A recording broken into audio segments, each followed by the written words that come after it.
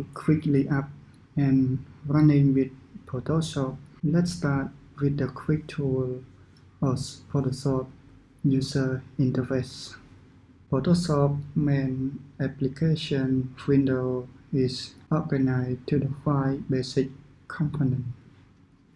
The first and most important is the canvas, where the image appears in front center, so you can easily focus all your attention on your image. If you multiple image open, it will appear as tab on the top, where you can quickly jump it by click on the tab at the top. And at the bottom, we have the basic data about your image like zoom and image size. And other tool on the left of the screen is the tool panel. If you hold over your mouse to any tool, you will get preview of what that tool does and the keyboard shortcut command for that tool.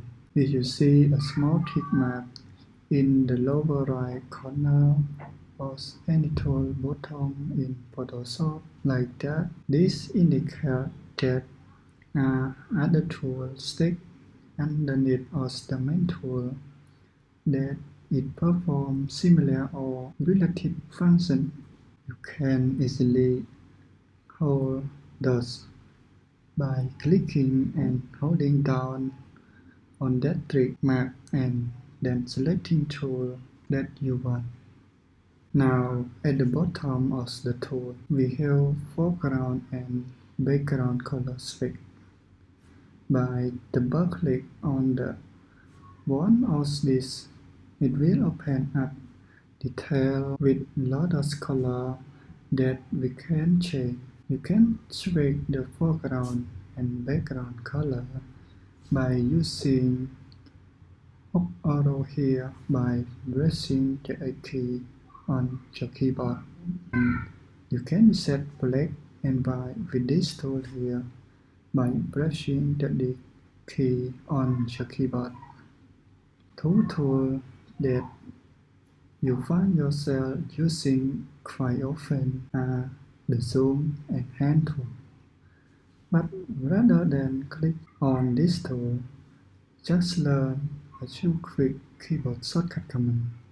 To zoom into image, press Command or Control plus sign, and then zoom out by press Command or Control minus sign. When you zoom into your image, hold down the spacebar on your keyboard to temporarily call out the hand tool, and then click and drag around your image to reposition. Now I press Command plus minus to zoom back, and then press the spacebar, and then drag to the right side my image. I press the Quick Selection tool, or whenever you have the tool selected, this top option bar shows you the specific property for that tool, and the option bar is contact to where. So if you choose the different tool, the bar will automatically change property setting for that tool. On the right of the interface are your panel, and there are a lot of panels are often grouped together in panel with multiple tabs containing different panels. Panel groups are in dock together. By dragging on the vertical line, you can resize your panel, and you can change between icon and this view. Click on the icon, it will cause the panel to fly out, so you can access content inside of them. And click on the icon again to call out that panel. To call out back down, you can drag our panel out of the dock In order to convert it to a plotting window, close the window by clicking on the edge at the top of the panel. We can also regroup panels by dragging them into the new location. We drag the panel over the top of existing icon, and you see the blue highlight around it. We drop the panel on the location on your dock, two panels together. You create a new panel group. You can resize the vertical slit between panels by dragging those as well. The small hammer menu on the upper right of the panel will let you access the specific setting for the panel. I change my color panel to RGB slider. Now I mentioned there are a lot of panels. If you go up the window menu, here at the top you can see a list of all currently available panels. So if you can figure out where saving action panel is, you can find action selected, and that panel will appear in your interface. If you go back to the window menu, then select action panel to close. When you find the workspace arrangement that works for you, go to window workspace and then select the new workspace. You can then name your workspace. I call my workspace L Udam because it is my Twitter account. And make sure you check all three boxes here and then click Save button.